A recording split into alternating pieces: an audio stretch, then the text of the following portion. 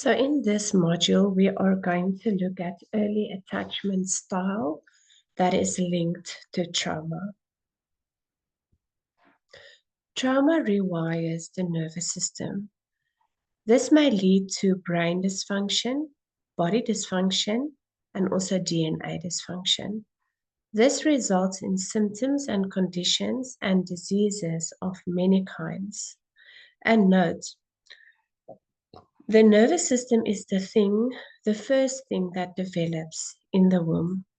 Without the nervous system, there will be no life. The baby is adapting to what he or she is experiencing through the umbilical cord and the environment. And the nervous system is adapting, and the nervous system is responsible for survival.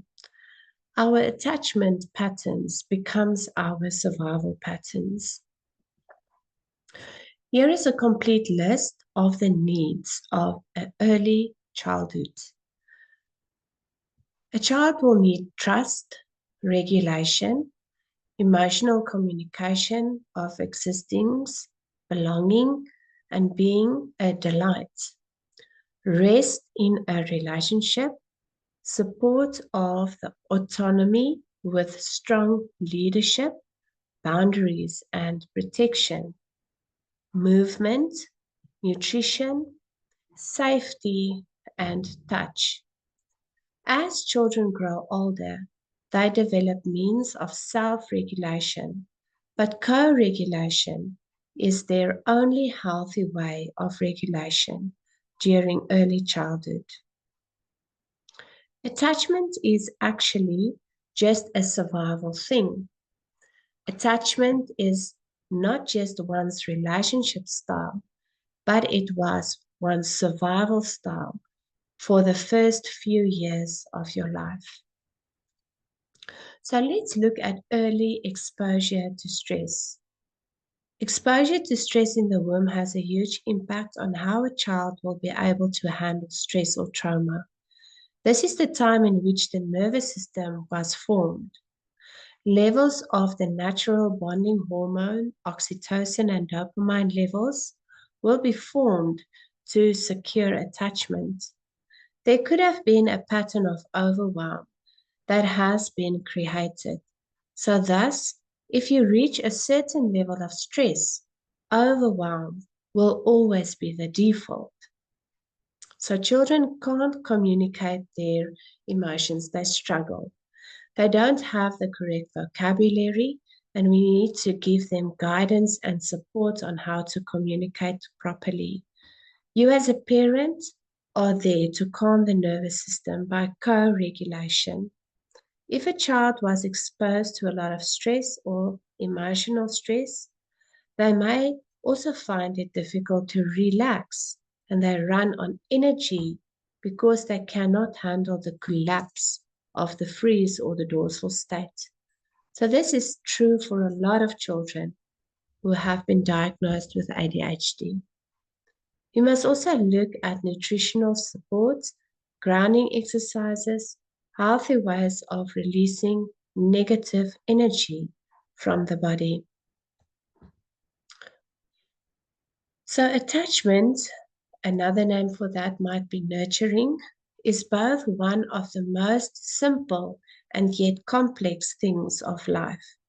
Most of society is affected by attachment disruptions, and this process starts even while we are in the womb. Life is harder for one with an insecure attachment, and the decisions we make, the coping mechanisms we rely on, the means we use to regulate our nervous system are the very ones that make our life even harder. For all future life experiences, coming out of a childhood with an insecure attachment will be the biggest predictor of experiencing future trauma. Trauma begets more trauma. And this is just because the trauma is stuck inside of the body. And like I said, the nervous system will always go back to what it believes to be true. So even if that pattern has been negative, the nervous system will always go back to that. So when bonding comes to mind, we need to think of bonding and connection as something that is crucial for the development of a healthy nervous system in a baby. So healthy attachment is the attachment that we see as the world as being safe. So attachment is also developing a healthy nervous system. So how our nervous system will adapt to best survive. Attachment is a mother sharing her nervous system with her infant to help it also to survive. Attachment is the degree of safety and security that is wired into the nervous system. Autonomic imbalances and in pre-circular decreases the parasympathetic tone, and it will then also form anxiety, depression, post-traumatic stress disorder, and things like schizophrenia. In ex-premature born infants, immaturity of social engagement systems from the lower vagal activity may cause a lack of proper social cues to trigger normal co-regulation with their parents or their caregivers. Maternal stress also may exert a powerful influence on fetal or neonatal autonomic nervous system development and its limbic connection. So during pregnancy, maternal toxin stress can influence fetal cortisol levels, which may affect the newborn's response to stress after birth. So what can be done? A lot of things can be done, but you can, for example, use zinc that has been shown to support the autonomic nervous system. But remember, this is just in the short run. In the long run, we need to find ways that can actually release these trapped trauma and these trapped trauma responses in the nervous system. So let's look a little bit at the PONS level of development. So crawling tummy time will be from 0 to 6 months. So the PONS state of development is the region of the brainstem that is controlling your survival. It is your sense of aliveness. If you have a PONS level gaps or injuries, when you get on the floor for tummy time or crawl, they are often not using their legs at all. So they are only using their arms. So if there is a lack in this development, you might feel a lack of empowerment in your life. And they don't feel stable. These children don't feel stable. They feel a little bit lost. But remember also our sense of power when it comes to the body has a lot to do with our hips. So the result may be insecure attachment styles. So your nervous system is wired for insecurity. So remember that this can also be done. I've seen wonderful exercises that has been done with even grown-ups. You won't believe. Grown-ups lying on their stomach and doing these crawling exercises to help them with their insecure attachment style. So we can do this with children and also with adults. And it will take about 10 to 15 minutes a day. So let's look at the children's central nervous system or their nervous system. At birth, the central autonomic nervous system is maturing and it is very vulnerable to adverse environmental and psychological influences. Critical connections are formed in the early development between the autonomic nervous system and your limbic system. Remember, the limbic system is also the amygdala in the brain to integrate psychological and body responses. So many neuro practitioners or neuro disorders have their onset in childhood, including depression, anxiety, behavioral dysfunction, attention deficiency hyperactive disorder, also autism spectrum disorders, and others.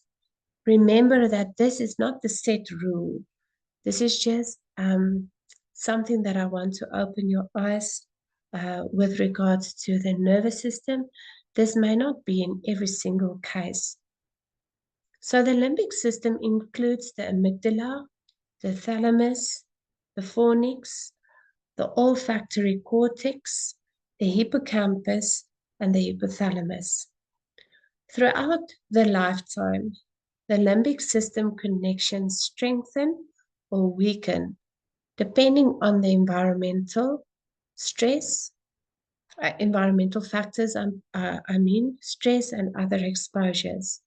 The early structure or volume of the development of the limbic system may be influenced by maternal preconceptional health and the stress hormone levels that was present in the mommy during pregnancy. So patterns in the nervous system. The nervous system is not rigid, but it adapts to its environment to best survive.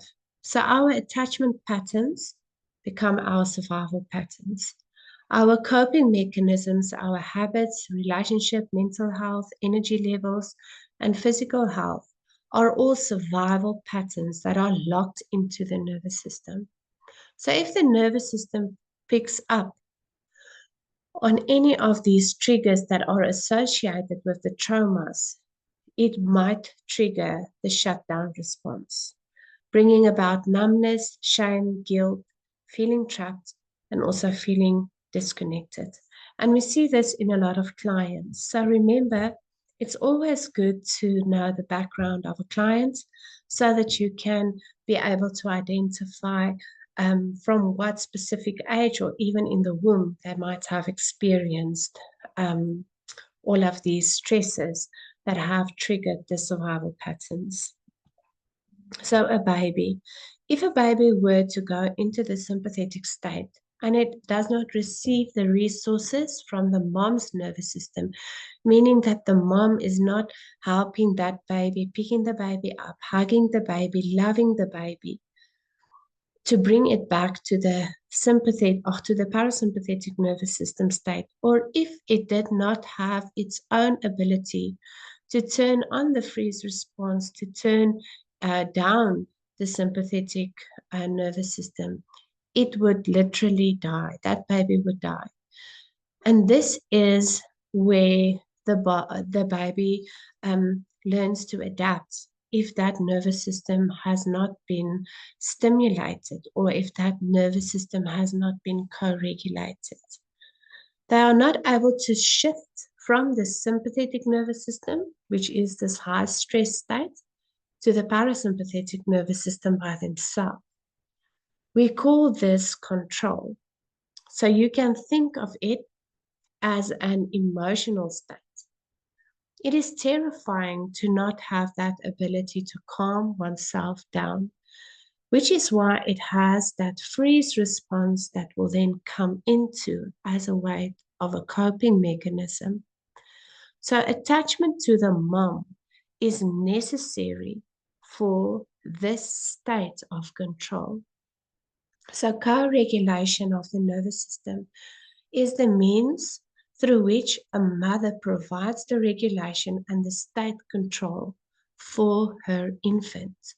Co-regulation from the mother is necessary not only for a secure attachment to form, but for the whole nervous system to develop in a healthy way.